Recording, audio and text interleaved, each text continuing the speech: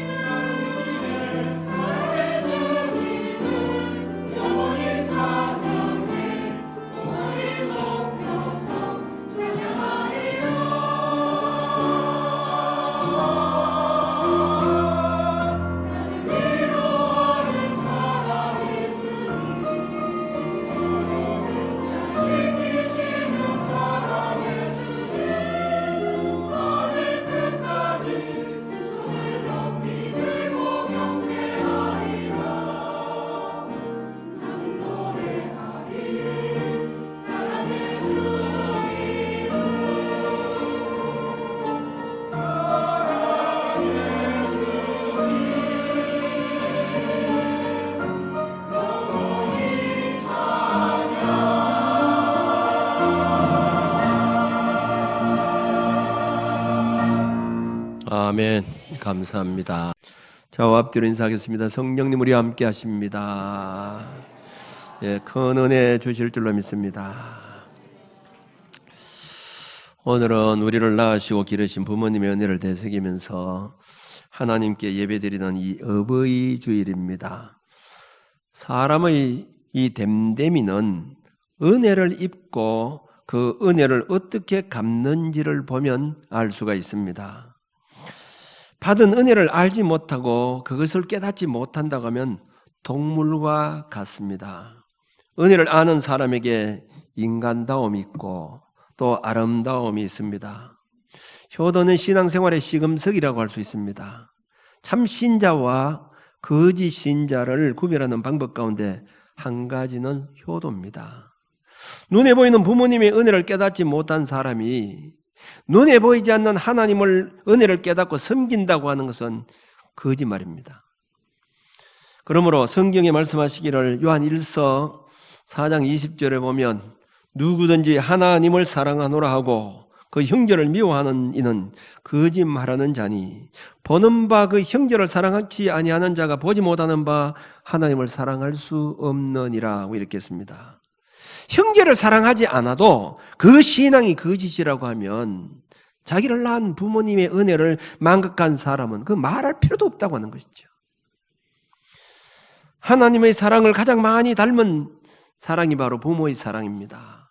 그러므로 유대인의 격언에 신은 도처에가 있을 수 없기 때문에 어버이들을 만들었다. 물론 우리 하나님은 무소부재하신 하나님이기 때문에 어디든지 다 계십니다. 그러나 그 부모의 사랑을 강조하기 위해서 신은 도처에 가 있을 수가 없기 때문에 어디든지 하나님이 가 있지 않기 때문에 어버이들을 하나님 대신 만들었다. 이런 말입니다.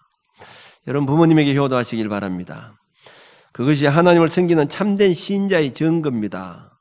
효도하면 하나님께서 복을 약속해 주셨습니다. 부모님의 효를 다시 한번 반성하면서 우리가 신앙 안에서 부모에게 효도할 때 어떤 은혜가 있는가, 어떤 복이 있는가를 생각해 보고자 합니다. 종교개혁자 마틴 루터는 이 부모의 개념에 대해서 우리 부모의 개념을 4가지로 말씀하고 있습니다. 우리는 부모라고 하면 단순히 나를 낳아주신 부모 이렇게만 생각합니다만은 이 마틴 루터는 4가지 개념으로 생각해서 첫째는 나를 낳아준 어버이. 이건 일반적인 다 그런 개념이죠. 나를 낳아주신 부모님, 다 부모님이라고 하는 것은 알고 있는 일입니다. 두 번째는 교회 목회자를 아버지라 그렇게 했습니다. 형적으로 나를 먹여주시고 돌보아주시기 때문에 그래서 아버지라 부른다는 겁니다. 그래서 가톨릭 교회에서는 신부라고 이렇게 말하죠. 영어로는 father입니다. 아버지와 같은 말을 그렇게 사용하고 있습니다. 세 번째는 선생님을 아버지라 이렇게 했습니다. 선생님은 지적으로 나를 가르쳐 주신 분이기 때문에 그분의 영향권에 내가 있으면 누구도 부인하지 못합니다. 어렸을 때부터 나를 가르쳐 주신 모든 선생들이 우리 정신세계의 아버지라는 겁니다.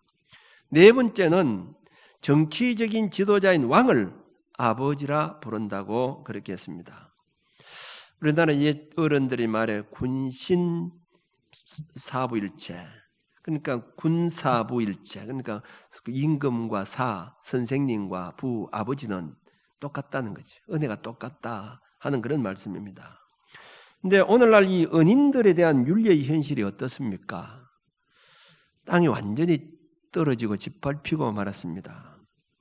몇 년 전에 있었던 일입니다. 시골에서 세 아들을 낳아서 이 논밭을 다 팔아가면서 아들들을 서울로 교육을 시켰습니다.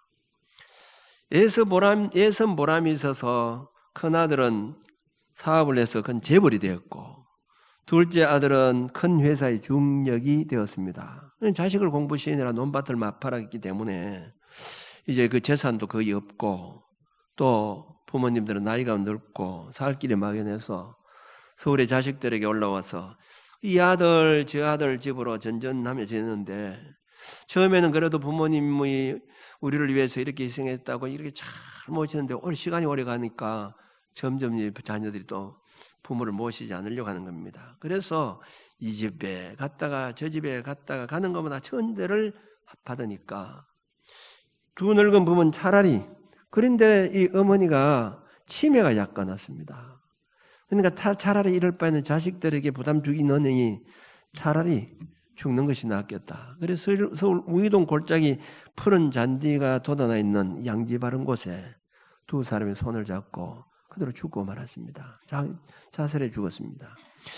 이 얼마나 기막힌 일들입니까? 이와 유사한 일이 어디 이것뿐이겠습니까? 이러한 시대 속에 지금 우리가 살아가고 있다고 하는 겁니다. 하나님께서는 성경 말씀을 통해서 우리에게 분명히 경고하고 있습니다. 잠언서 30장 17절에 보면 아비를 조롱하며 엄히 순종하기를 싫어하는 자의 눈은 골짜기의 까마귀에 쪼이고 독수리 새끼에게 먹히리라 이렇게 했습니다. 출애굽기 21장 15절에 보면 자기 아비나 어미를 치는 자는 반드시 죽일지니라. 죽이라는 겁니다. 아버지 어머니를 이렇게 불손하게 하는 자는 죽여버리라 이렇게 했습니다. 우리 부모가 세상에 떠났기 때문에 이제 나는 뭐 효도할 길이 없다 이렇게 우리가 할 수 있습니다만은 내 친구의 부모님도 부모님이요, 이웃의 부모님도 있고 이 땅에 버려진 부모님들이 많이 있습니다. 내 부모님은 세상에 계시지 않지만은 이 땅의 부모님들이 연배되시는 분은 얼마든지 많이 있다는 것이죠. 그러므로 우리는 좀 더 이 넓은 의미에서 효도를 생각해야 된다고 하는 겁니다. 그러면 어떻게 우리가 효도를 해야 되느냐 하는 겁니다. 첫째는 나이 많은 부모님을 자랑스럽게 생각해야 된다는 거죠. 사람들이 수명이 점점 길어지기 때문에 우리 사회 노인들의 수가 점점 늘어나고 있습니다. 우리 교회도 보니까 70세 이상 되는 분이 지금 40분입니다. 부모님이 오래 살도록 해드리는 것과 이 장수하는 이 부모님을 자랑스럽게 여기는 것이 효도라는 겁니다. 젊은 사람들 가운데는 보면 나이 많은 부모님을 솔직히 말은 하지 않아도 너무 오래 사신다고 생각하는 분들이 많이 있습니다. 그 마음 자체가 불효입니다. 내가 만일 나이가 먹어서 자식들이 나이 많다고 조롱한다고 하면 어떤 마음을 들겠습니까? 그런데 젊은 사람들은 자기가 늙지 않는 것으로 생각하고 그런 마음을 가지고 있다. 너무 오래 산다. 그건 너무 자식들에게 부담을 준다. 이렇게 생각하는 사람들이 있는데 그건 불효라는 것이죠. 여러분 에베소서 6장 2절에서 3절 말씀 보면 내 부모를 공경하라. 그리하면 내가 잘되고 땅에서 장수하리라. 장수의 복이 뭡니까? 효도 가정에 주시는 하나님의 복입니다. 하나님께서 장수라고 하는 것은 축복으로 주셨다고 하는 것이죠. 하나님 주신 축복인데 우리가 그것을 경멸한다, 소홀히 여긴다, 잘못됐다고 생각하면 그건 불효죠. 따라서 나이 많은 어른들이 있고 그를 모시고 있다고 하는 것은 가문의 자랑이요, 하나님의 은총과 축복을 받고 있다는 증거라고 하는 사실을 우리는 알아야 합니다. 늙으신 부모님을 부끄러워하지 말기를 바랍니다. 나를 위해서 평생 바치다가 고생하시는 모습이 아무리 초라해졌다 할지라도 우리는 자랑스럽게 여겨야 된다는 겁니다. 잠언서 6장 23절에 보면 의인의 아버지는 크게 즐거울 것이요 지혜로운 자식을 낳는 자는 그를 인하여 즐거울 것이라 이렇게 했습니다. 성경에는 부모는 하나님의 대리자라고 하는 것을 말씀하고 있는 내용들이 많이 있습니다. 그게 뭐냐? 하나님의 제 대리자로서 축복 권한을 그 부모에게 주었다고 하는 사실이죠. 부모가 자녀에게 복을 빌면 자녀가 그대로 복을 받습니다. 하나님께서 복을 주시면 우리가 복을 받듯이 부모가 자식에게 복을 빈 대로 자식에게 그 복이 내려간다 이 말입니다. 노아가 셈과 함에게 축복을 해 주었습니다. 그 축복한 대로 셈과 야벳의 후손이 복을 받게 되었습니다. 그 대신 이 함에게는 어찌보면 저주를 했습니다. 그 함의 후손들이 저주받았지요. 아브라함이 자녀에게 복을 빌었습니다. 이삭도 야곱에게 복을 빌었습니다. 이삭은 나이 많아서 눈이 어두웠을 때에 그 맏아들에게 내가 이제 얼마 남지 않아서 내가 너에게 축복을 하려고 하는데 사냥을 해서 별미를 만들어 오면 내가 마지막 너에게 축복해 주겠다. 그렇게 해서 별미를 만들어 간 사이에 야곱이 양을 잡아서 별미를 만들어 아버지에게 축복을 받았죠. 아버지는 그것도 모르고 맞은 줄 알고 축복을 해 주었는데 나중에 별미를 만들어서 아버지에게 축복을 받으려고 에서가 찾아왔다가 동생이 축복을 받았다고 하는 사실을 알고는 대성통곡을 하죠. 요즘 시대 같으면 어떻게 하겠습니까? 뭐 아버지 축복 그거 뭐 안 받아봐야 이 받으나 마나 똑같다 이런 생각하지만 그 아버지 축복이 그만큼 중요하기 때문에 그 축복을 받지 못한 것 때문에 대성통곡하게 되었고 그 축복 때문에 야곱의 후손들이 오늘날 이스라엘 선민이 되었잖아요. 얼마나 중요합니까? 아버지가 그렇게 복을 빌었기 때문에 그렇다는 거죠. 우리가 나이 드신 부모님을 절대로 경멸하거나 하지 않도록 자랑스럽게 얘기해야 된다. 우리 부모님들이 나이가 연세가 많으시면 왜 우리 부모님은 저렇게 오래 사셔서 자식들에게 부담을 주나, 이게 아니고 자랑스럽게 얘기하는 거, 이것이 효도라는 거죠. 두 번째, 이 부모의 마음을 즐겁게 해드리는 것이 효도라는 겁니다. 오늘 본문 말씀 잠언서 23장 25절에 보면 내 부모를 즐겁게 하며 너를 낳은 어미를 기쁘게 하라 이렇게 했습니다. 부모에게 제일 큰 효도가 뭐냐? 뭐 용돈을 많이 들고 즐겁게 여행시켜주는 것, 이것도 물론 필요한 겁니다만은, 그러나 그렇게 하더라도 마음이 기쁘지 않다고 하면 그건 효도가 아닙니다. 우리가 그렇게 해드리지 못한다 할지라도 부모의 마음을 즐겁게 해드렸다고 하면 그건 효도라는 거죠. 에서는 동생에게 축복권이 빼앗기고 난 다음에 어떻게 했습니까? 그는 밧단 아람으로 가서 이방 여인과 결혼을 했는데, 창세기 28장 8절에 보면 예서가 또 본즉 가나안 사람의 딸들이 그의 아버지 이삭을 기쁘게 하지 못했더라. 그러니까 자기가 이방 여인하고 결혼한 것을 부모를 기쁘게 하지 못했다는 거죠. 이 불효죠. 결혼을 하는 것도 부모의 마음을 즐겁게 해야 되잖아요. 결혼한 대상자가 부모의 마음이 든다든지 이렇게 해야 되는데, 어찌 보면 요즘 같은 목사의 아들이 말이지, 믿는 사람하고 결혼하고 안 믿는 사람하고 결혼할 때 얼마나 마음이 섭섭했겠느냐 이 말이지. 그렇게 즐겁게 해드리지 못했다 이렇게 말씀하고 있습니다. 여러분, 야곱에게는 12아들이 있었지만은 형들은 아버지를 슬프겠죠. 왜냐하면 요셉을 팔아버리고는 죽었다고 이렇게 얘기했기 때문에 아버지를 슬프게 했습니다마는 요셉은 아버지를 가장 즐겁게 한 아들입니다. 왜냐하면 요셉을 그렇게 사랑했기 때문에 성경에 보면 이 요셉을 특별히 아버지가 요셉을 더 사랑했고, 나중에 이 요셉이 애굽의 총리가 되었을 때에 그 요셉을 만난 아버지가 요셉에게 하는 말이 내가 지금 죽어도 조카도다. 너무너무 마음이 얼마나 흐뭇했겠습니까? 그렇게 사랑하는 아들, 채색 옷을 지어 입히고 그렇게 했던 아들인데, 죽었던 아들인데 이 살았기 때문에 너무너무 마음이 즐거웠죠. 그 이상 얼마나 즐거웠겠습니까? 이제 죽어도 나는 조카다 이 말입니다. 한 소년이 있었습니다. 이 소년은 평생 이 뱃사람으로 살아갈 것을 다짐했습니다. 이 소년은 자라나서 큰 선박회사에 이제 취직을 하고 먼 나라로, 외양선을 타게 되면 먼 나라로 몇 달간 이렇게 가고 이렇게 하잖아요. 이렇게 이제 하는데, 그래서 이제 어머니에게 작별 인사를 해서 어머니 내가 이제 몇 달 동안 배를 타고 갔다가 오겠습니다. 이렇게 하니까 어머니가 슬픈 표정으로 눈물을 흘리고 있었습니다. 너를 떠나보내는 것이, 그 자식은 늘 그래도 같이 있기를 원하는데 떠나보내는 것이 너무 괴롭다. 참 효심이 지극했던 이 청년은 그 어머니의 눈물을 보고는 항해를 그냥 포기해버리고 말았습니다. 아들을 손을 잡으면서 그 어머니가 참 자기 때문에 이렇게 있다고 마음도 아팠지만은 그 아들이 너무 참 감사하다. 왜? 엄마의 입장으로서는 자식이 멀리 떠나보내는 것이 안 됐기 때문에 그렇게 했는데, 그렇게 하면서 너는 반드시 커서 하나님께 복을 받을 것이다 이렇게 했는데, 그 어머니는 효성이 지극한 아들을 위해서 많은 기도를 했는데 이 청년이 미국에 자랑하는 위대한 지도자, 다시 말하면 그가 바로 조지 워싱턴입니다. 우리 잘 알잖아요. 조지 워싱턴.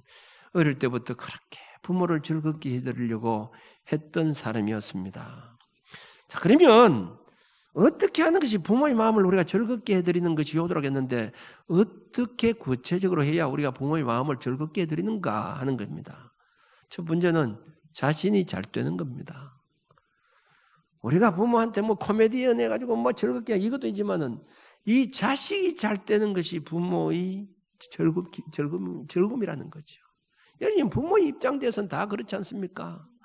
여러분, 내 자식이 잘 되면 그 이상 더 즐겁고 기쁜 것이 어디 있겠습니까?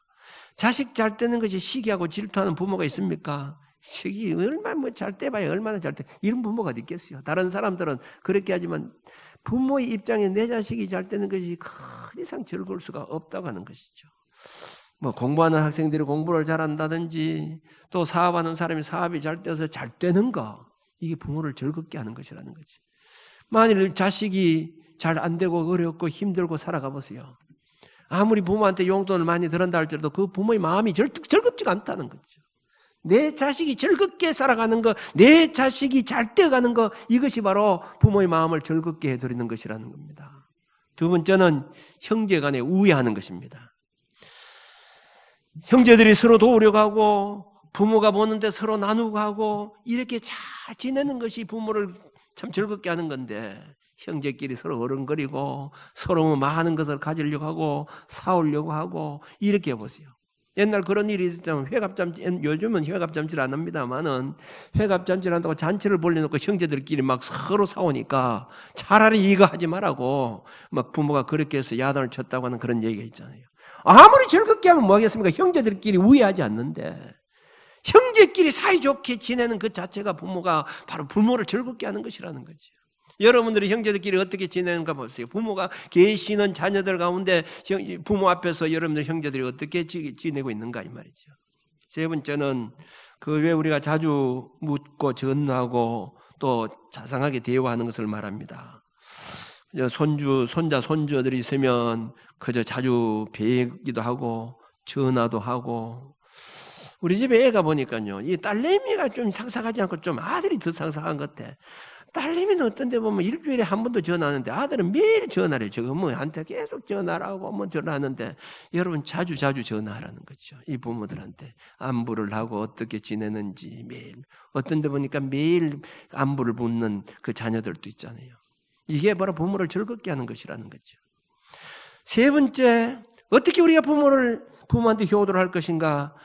생활에 불편이 없도록 해드리라는 겁니다. 어떻게? 건강엔 이상이 없는지, 또 살고 있는 집은 불편함이 없는지. 그리고 여러분들, 우리가 살아가면서 얼마나 생활이 편리하도록 살아가려고 노력합니까? 좋은 차, 좋은 집, 넓은 집, 가전제품 좋은 것, 별 쓸만한 것도 다 버리고 조금이라도 불편이 없도록 살아가려고 노력하면서 부모가 얼마나 불편한가를 얼마나 살펴보고 있느냐 이 말입니다. 부모가 살고 있는 집이 얼마나 불편하게 지금 살아가고 있는가. 부모는 지금, 우리는 생활비를 뭐 300만 원, 500만 원도 부족하다고 생각하는데 부모는 지금 얼마나 생활비를 가지고 지금 생활하고 있는가. 이거 우리가 살펴보느냐 이 말이죠. 부모가 얼마나 불편한가 늘 살펴보아야 된다는 거죠. 옛날 부모님들은 돈이 있어도 잘 쓸 줄 모릅니다. 겨울철 되면요, 이 보일러를 떼야 되는데 보일러도 잘 안 뗍니다. 왜냐하면 돈 타는 것 같아가지고. 그래서 추운데 벌벌 떨면서 그렇게 보내는 부모들이 많이 있어요. 여러분 그걸 보시기 바랍니다. 자기 자식은 학원 보내면서 50만 원, 100만 원도 부족하다고 하는데 부모님이 얼마를 가지고 생활비를 쓰고 있는지조차도 모르고 있는 그런 무책임한 자식들이 얼마나 많이 있습니까? 그러면서 자식들한테 돈을 다 버는데 부모한테 드리는 돈이 없다고 이런 얘기를 합니다. 불편함이 없게 한다고 하는 것은 용돈도 드리라는 거죠. 물론 나라에서 보면 노령보험이라든지 뭐 돈도 나옵니다만은, 그러나 아무리 우리가 이 생활이 넉넉하다 할지라도 자식의 도리는 항상 부모가 얼마나 불편한가 그것을 늘 돌아보아야 된다는 거지. 네 번째로 어떻게 하는 것이 우리가 효도하는 것인가? 영혼을 구원받게 하는 것이라는 것이죠. 기독교의 궁극적인 목적은 영혼 구원입니다. 아무리 세상에서 필요한 것을 다 잘해준다 할지라도 만약 그 부모님의 영혼이 구원받지 못한다고 하면 그건 불행한 일이 아닐 수가 없습니다. 그러므로 자녀로서 부모님에게 할 수 있는 최대의 효성이 뭐냐? 부모를 예수 믿게 해서 천국 가도록 해드려야 된다 이 말이죠.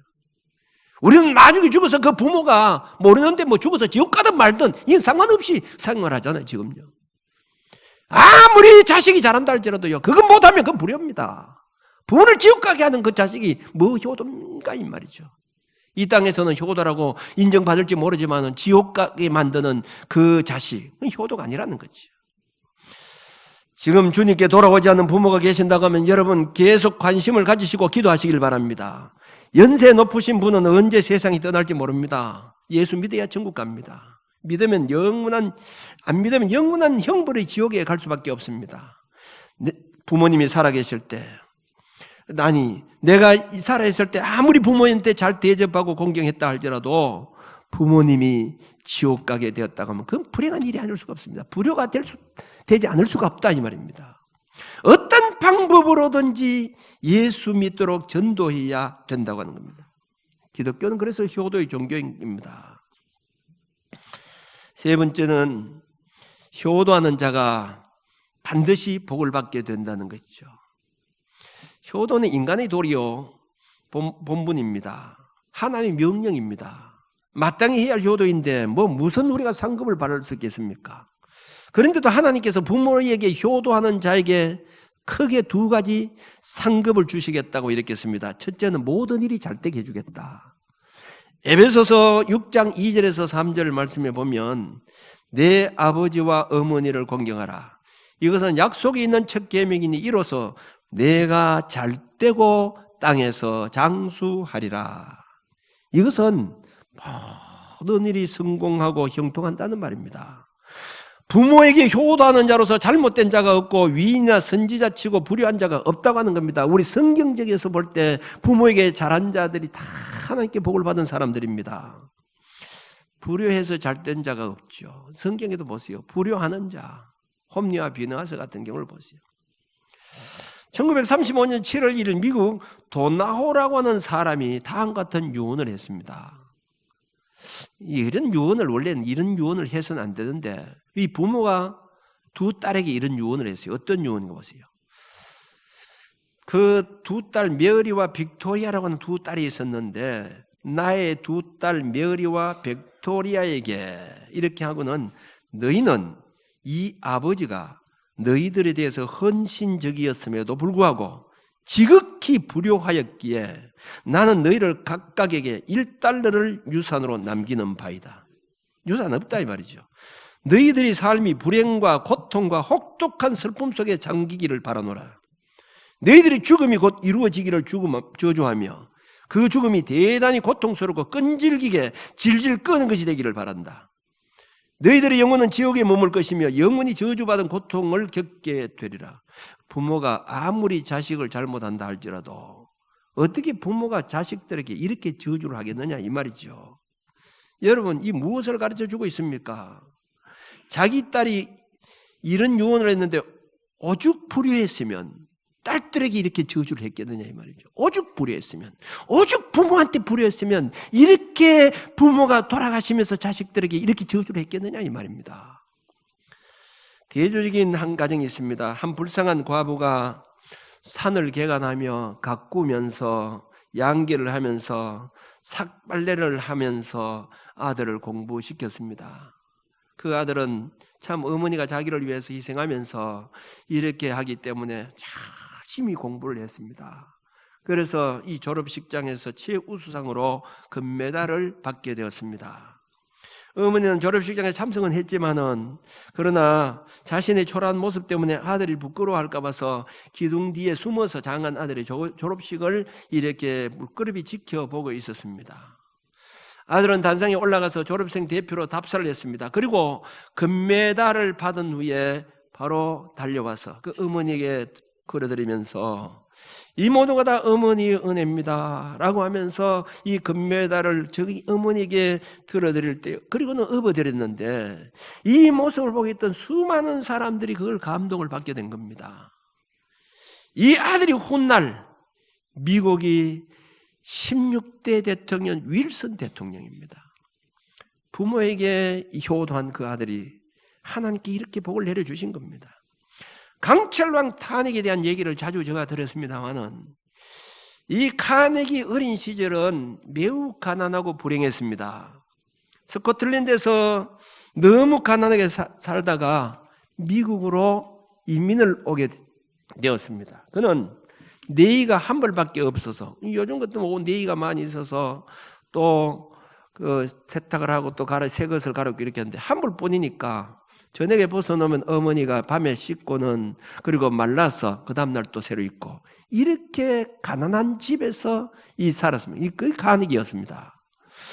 그는 서원을 하면서 내가 돈을 벌어서 어머니에게 좋은 옷을 사드리고 수고한 만큼 편안하게 해드린 다음에 내가 결혼을 해야 되겠다 이렇게 마음을 먹었습니다. 여러분 카네기가 몇 살에 결혼한지 압니까? 30년간 열심히 일해서 강철왕이라고는 말을 들을 만큼 성공했습니다. 그리고는 그의 서원대로 어머니에게 효도를 다 하고 52세 때 결혼을 했습니다. 내가 혹시 결혼하게 되면 어머니에게 효도를 못할까 싶어서 그렇게 어머니 효도 다 하고 난 다음에 내가 결혼하겠다. 그리고 52세에 결혼하고 62세에 아들 낳았다고 했는데 어떻게 62세에 아들 낳았는지 모르겠어요. 하나님께서 그래도 복을 주신 것 같아요. 효도하는 자가 잘 된다 이 말이죠. 두 번째 효도하는 자는 장수의 복을 받습니다. 이 장수라고 하는 것은 땅에서 오래 살리라는 말입니다. 건강하고 평안하고 부하고 구원받고 오래 산다는 말입니다. 자손이 끊어지지 않고 번성하는 것을 말합니다. 하나님의 나라에서 영원히 사는 것을 말합니다. 큰 대반에서 큰 죽순이 나는 것처럼 효자의 집에서 효자가 나게 됩니다. 사랑하는 성도 여러분, 내 자식이 효자 되기를 원하십니까? 자기가 먼저 부모에게 본을 보시기를 바랍니다. 내 자신은 효도하지 않으면서 자식들에게 효도를 강조하는 것은 그건 잘못된 겁니다. 내가 하는 만큼 자식들은 그렇게 하게 된다 이 말이에요. 효도하는 가문에서 효도하는 자식이 나오게 된다 이 말이에요. 부모한테 내가 잘하면 그걸 자연적으로 자식들이 본받게 되어져 있다 이 말이죠. 어버이 때마다 제가 자주 말씀을 드린 얘기입니다만은 2조 숙종 때에 개성 근방에 이름난 아주 효자가 있었습니다. 자기가 이 부모님이 늙어서 거동을 제대로 하지 못하기 때문에 이 부모님을 정성스럽게 그렇게 모시고 있었는데 한 번은 임금이 그 마을로 지나간다고 하는 얘기를 듣게 되었습니다.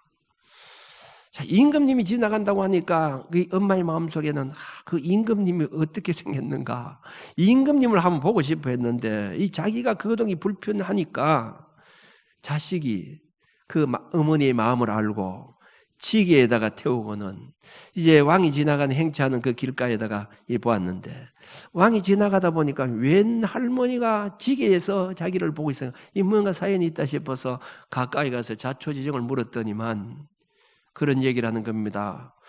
자기 부모님이 거동이 불편해서 임금이 한번 지나가는 것을 보고 싶어 해서 그렇게 해서 멀리서 시골에서 이렇게 이 왕이 지나가는 자리에 이렇게 모시고 왔다고 하니까 임금이 감동을 받아서 이 효자에게 상을 주라고 하면서 송아지 한 마리와 살 10가마를 하사를 했습니다.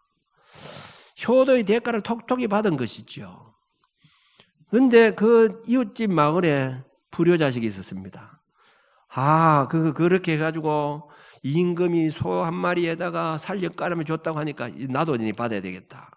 그 부모한테 제대로 하지 못했던 그 아들이 자기도 언제가 임금이 지나간다고 하면 그거 딱 알고는 계산됐다가 한 번은 어느 지역에 임금이 지나간다고 하는 것을 알고 부모가 싫다고 하는데도 불구하고 지게에 부모를 태우고 임금이 지나가는 곳에 거기 탁 가서 있었습니다.